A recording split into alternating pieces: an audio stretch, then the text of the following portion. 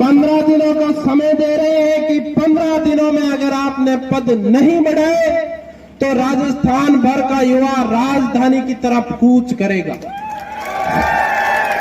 तो आने वाले समय में राजस्थान की धरती पर ऐसा आंदोलन खड़ा करेंगे, राजस्थान सरकार को तख्ते ताज ला देंगे। जो ये चिंगारी सूरतगढ़ की धरती से निकली है, ये आग का गोला बना देंगे। सरकार से मेरी मांग है, इस जायज मांग को उठाया जाए, हम कभी पीछे नहीं हटेंगे। ये दरिया मिटाने के लिए पैदा थोड़ी हुए हैं, हमारी सीटें बढ़ेगी। जब तक आप में हिम्मत कम होगा, ये सीट बढ़ जाएगी। उन्हें ये बताने की जरूरत है, आप लोग हमारे नौकर हो, हम आपके मालिक हैं। एक बात मैं दिल की गहराइयों से कहना चाहूंगा, सूरतगढ़ के अंदर आप अकेले नहीं हो, ये मैं आज वादा करता हूं आपके बीच। ये सरकारें जो है वो आपके आगे लमड़ेत हो जाएगी अगर आप लोगों के अंदर एकता होगी। कुंकू पत्री काट में ले फिरने की उम्र है, जगह के अंदर एक पांगड़ा ले फिरे।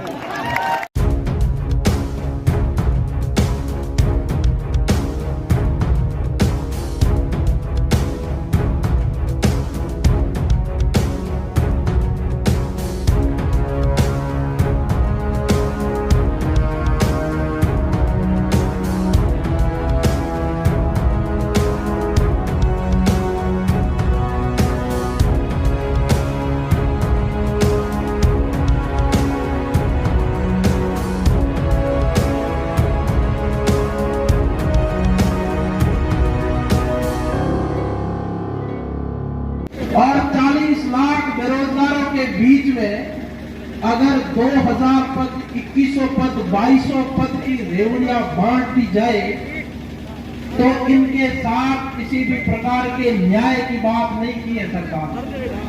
लेकिन सरकार अगर युवाओं के उचित हकों को दबाएगी तो राजस्थान का युवा सड़कों पर उतरने के लिए पीछे नहीं हटेगा। इस बात के लिए भी हम आश्वस्त करते हैं। इसके साथ साथ सरकार ने शुरुआत शुरू कर दी है कि हम तृतीय श्रेणी अध्यापक भर्ती परीक्षा करवाने जा रहे हैं और जब पदों का विश्लेषण किया तो पद निकल के 7,000 के आसपास। 15 दिनों का समय दे रहे हैं कि 15 दिनों में अगर आपने पद नहीं बढ़ाए तो राजस्थान भर का युवा राजधानी की तरफ कूच करेगा। और जब संपूर्ण राजस्थान का युवा राजधानी की तरफ जाएगा तो प्रशासन से और सरकारों से यह आंदोलन संभलने वाला नहीं है। तो समय रहते विद्यार्थियों की बातों को मान लिया जाए। कोई हमने गलत बात नहीं रखी, हम सिर्फ अपने हक की बात कर रहे हैं और इन हकों की बात हम करते रहेंगे और हक हम लड़कर लेंगे। मेरे सभी युवा छात्र छात्राओं का दिल की गहराइयों से आभार व्यक्त करता हूं कि आपने हम सबके एक आग्रह पर अपनी मांग को मनवाने के लिए इस मंच पे आप इकट्ठे हुए हो। मैं धन्यवाद करता हूं राजस्थान के समस्त मीडिया प्रभारियों का जो यहाँ पे आए हुए हैं और हम सब बेरोजगार युवाओं की मांग को अपनी आवाज बनाने आए हैं। मैं धन्यवाद करता हूं पुलिस प्रशासन का जिन्होंने हमें आज पूरे शहर के रास्ते खाली करके यहाँ तक पहुंचने की सुविधा उपलब्ध कराई और हमारे लिए बड़े भाई की तरह खड़े हैं। एक बार सबके लिए जोरदार तालियां। इस आंदोलन की शुरुआत मात्र 2 दिन पहले हुई। मैं अपने व्यवसाय पे बैठा था, 5-7 युवा साथी मेरे पास आए। युवा साथियों ने ये कहा कि आप हमारे बड़े भाई साहब हो, हमारे हर समय आप हमारे काम आते हो, हमारी एक समस्या है। तो मैंने बड़ी गौर से इनकी बात सुनी। इन्होंने ये कहा कि राजस्थान सरकार ने हमारे साथ बहुत बड़ा धोखा किया है। हर समय रहते हुए नहीं चाहती तो आने वाले समय में राजस्थान की धरती पर ऐसा आंदोलन खड़ा करेंगे, राजस्थान सरकार को तख्ते ताज ला देंगे। जो ये चिंगारी सूरतगढ़ की धरती से निकली है, ये आग का गोला बना देंगे। इसलिए मैं राजस्थान सरकार को इस मंच के माध्यम से ये आगाह करना चाहता हूँ, इन भाइयों की तरफ से, आपकी तरफ से, हम सब बहनों की तरफ से आगाह करना चाहता हूँ कि समय रहते हुए प्रथम श्रेणी के पदों की संख्या बढ़ाकर 8,000 की जाए, द्वितीय श्रेणी के पदों की संख्या बढ़ाकर 16,000 की जाए, पटवारी की जो भर्ती है उसकी पदों की संख्या बढ़ाकर 5000 की जाए और आने वाली तृतीय श्रेणी की जो भर्ती है उसकी पदों की संख्या कम से कम 40,000 होनी चाहिए। अन्यथा आप सोच लेना, राजस्थान की विधानसभा में हमारे जनप्रतिनिधि हमारी मांग को बखूबी उठा रहे हैं, परंतु सरकार ये बात मानने के लिए तैयार नहीं है, क्योंकि राजस्थान की सरकार को ये वहम है। प्रतिनिधि विपक्ष में बैठे हुए हंगामा कर रहे हैं। मैं उनको बताना चाहता हूं कि आप ये सोच रहे हैं बेरोजगार नहीं बोल रहे, परंतु आज सूरतगढ़ में राजस्थान भर के बेरोजगारों ने आवाज उठा दी है, और यदि आपको अपना ताज बचाना है तो मेरे भाई और बहनों की बात सुन लेना। नहीं, हम जयपुर आ रहे हैं, हम जयपुर आ रहे हैं। साथियों, आपको सब पता है कितनी पोस्ट खाली है और कितनी वैकेंसी निकाली गई है। इस सरकार ने बहुत कम पदों पे वैकेंसी निकाली है, जैसे अपने ऊपर कोई एहसान कर रहे हैं। एहसान, अपना हक क्या है और खैरात क्या है इसको पहचानना सीख जाओगे, उस दिन यह नहीं होगा। रविवार शाम को जब मैं कोई काम से देख रहा था कि बाड़मेर में आंदोलन हो गया, मैंने एक फोन माननीय केसरी राव को लगाया। मैंने कहा, राव साहब, बच्चे सूरतगढ़ में आपसे बहुत जुड़े हुए हैं, यहाँ आंदोलन क्यों नहीं हो रहा है? तो इन्होंने एक कॉल पे कहा, शैतान जी आप मेरे पास आ जाइए। फोन काट दिया, मैं इनके पास गया, और यही नहीं, इन्होंने सूरतगढ़ के बाजीराव प्रमोद जी जानी, इन्होंने पहली बार ये कहा कि छात्रों को जुड़ जाइए, मैं शीश कटा दूंगा। माननीय प्रमोद जी जानी के लिए जोरदार तालियां। हम पश्चिमी राजस्थान के हैं, हमारा यहाँ कोई वोट नहीं लगता, कोई राजनीति नहीं करनी, नहीं हमारा वोट लगता है, नहीं हमारी सेवा करने वाले चाहते हैं कि ये वोट देंगे। हमारी ढाल बन के खड़े हैं प्रमोद जी और केसर जी, मैं बेझिझक नाम लूंगा, क्योंकि बाकी हम तो किसी को जानते तक नहीं है। हमारे सूरतगढ़ के ये अभिभावक, इनके लिए तालियां हो जाए इतनी कम है, क्योंकि बाकी आने जाने वाले तो कोई शाम को नहीं पहचानेगा। 3 दिन से मुझे क्रांतिकारियों को खाना ये खिला रहे हैं 100 लोग, आप समझ जाओ कितना इसके पीछे बलिदान है। ये जो भीड़ हुई है, इनका जितना, अगर ये एक फोन मेरा कट कर देते न तो अपन वही लाइब्रेरी में यो आग मीच वे पढ़ा, हाँ के पढ़ा, वैकेंसी तो है ही कोई नहीं। तो सरकार से मेरी मांग है, इस जायज मांग को उठाया जाए, हम कभी पीछे नहीं हटेंगे। क्यों भाई साहब, इनके तो बड़े टाइम से हो रहा है, सारा सीट खाली, चुनाव, नेता, गाड़ियां सारे हो जाए, अपन इसलिए जन्मे क्या वोट दे, इनकी रैली में जाए। जब राजस्थान में चुनाव होते हैं, सूरतगढ़ से 300 बसें जाती है पूरे राजस्थान में, तब हमारे पास भी कॉल आते थे, शैतान जी गाड़ी लेके आ जाना। अब हमारे कॉल वो भी नहीं उठा रहे। हमने भी कहा क्या विधानसभा में उठाइए, किसी ने हमारा कॉल नहीं उठाया। और उस दिन हमारी जरूरत पड़ी, अपन क्या ये दरिया बिछाने के लिए पैदा थोड़ी हुए हैं, हमारी सीटें बढ़ेगी। जब तक आप में हिम्मत कम हो गए, ये सीट बढ़ जाएगी। बहुत लगता है, मैं अपनी बात यही रखूंगा। आप हमेशा अपन खुद को कमजोर मत समझिए, जब आवाज दी जाए तब आप एक आवाज बुलंद कर दीजिए। जब भी जरूरत पड़े खुद को कमजोर मत समझिए। जय जवान। बहुत बहुत धन्यवाद। ये जो सरकार के अंदर लोग बैठे हैं, ये कहते हैं कि किसान का बेटा, मजदूर का बेटा ये हमेशा बगावत क्यों करता है। मैं उन लोगों को कहना चाहता हूं कि किसी के तन पे सोने के तार जड़े, किसी के तन पे रेशम का तार नहीं। हम बगावत इसलिए करते हैं, ये न्याय हमें स्वीकार नहीं।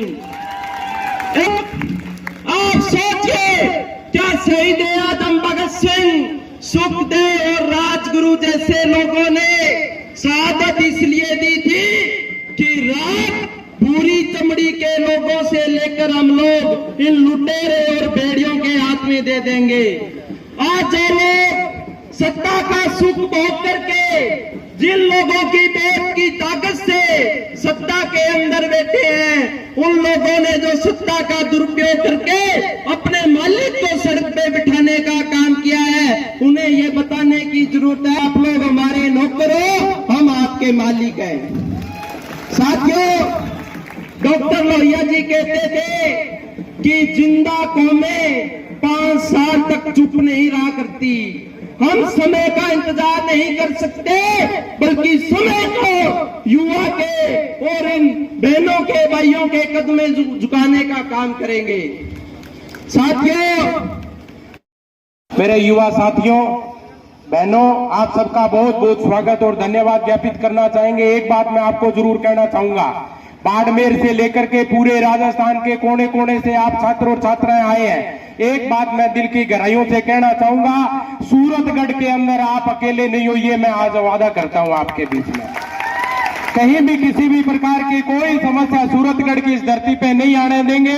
ज्यादा कुछ न बोलते हुए मैं यही कहना चाहूंगा कि आप लोगों के संघर्ष के आगे जब हमेशा यहाँ मन से कहा जाता है कि जब युवा बोला है, ये राज सिंहासन डोला है, ये सरकारें जो है वो आपके आगे लमलेट हो जाएगी अगर आप लोगों के अंदर एकता होगी। एकता के अंदर सब कुछ है, ताकत लगा करके बैठे रहना। अभी एसडीएम साहब आपके ज्ञापन लेने के लिए आएंगे। अभी ये आपकी ताकत है साथियों, हमेशा लड़ाई लड़ने का काम करते हैं। तो मैं आपको अंतिम 2 पंक्तियां कह करके मेरे शब्दों को विराम दूंगा कि क्या पता जिंदगी की आखिरी शाम आ जाए, क्या पता कब मौत का पैगाम आ जाए। हम तो वो लोग हैं जो सुबह और शाम एक ही बात दिल और दिमाग में लिए घूमते हैं कि हमारी जिंदगी आप सबके काम और नाम आ जाए। इन्हीं शब्दों के साथ बहुत बहुत धन्यवाद। आज इस विरोध प्रदर्शन में पधारे सभी युवा छात्र और छात्राओं को मेरा राम राम।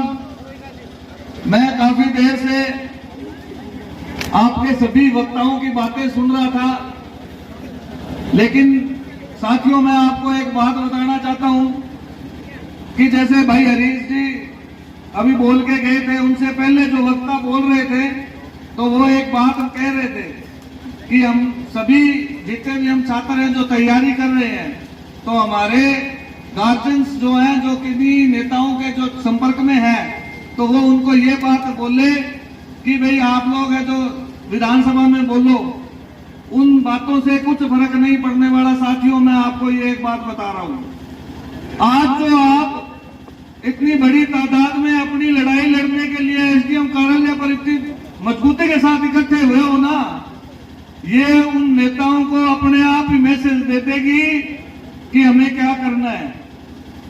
ऐसे लोगों के कहने से कुछ नहीं होता।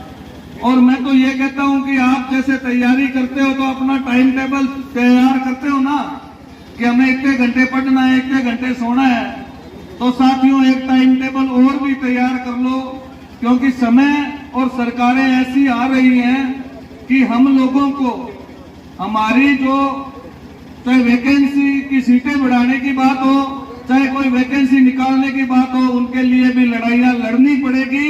इसलिए हमें यह भी टाइम टेबल तय करना पड़ेगा कि जब वैकेंसी जब विधानसभा चलती है तो साथियों हम सब लोगों को इकट्ठा होकर इसके खिलाफ लड़ाई लड़नी पड़ेगी, जब जाके हमारी विधानसभा में आवाज पहुंचेगी और वो लोग इसको सुनेंगे और वैकेंसियां निकलेंगी, सीटें बढ़ेंगी। रही बात दूसरी कि जब भी कोई अगुवा साथी आप लोगों को ये मैसेज करते हैं कि हम लोगों को इकट्ठा होना है और एक ज्ञापन देना है, हमारी बात जो पहुंचानी है, तो उस समय भाई हरीश बोल रहा था कि हम आ रहे थे और कुछ लोग लाइब्रेरी के अंदर से या अपने जो भी हॉस्टल से या रीलें बना रहे थे, कोई वीडियो बना रहे थे कि यार ये लोग जा रहे हैं। लेकिन साथियों ये समय हम सबको निकालना पड़ेगा, क्योंकि लड़ाई हमारी खुद की है। इन्हीं बातों के साथ मैं आप लोगों को बहुत बहुत धन्यवाद देता हूं कि आप लोग अपनी लड़ाई लड़ने के लिए इतनी बड़ी तादाद में इकट्ठे हुए।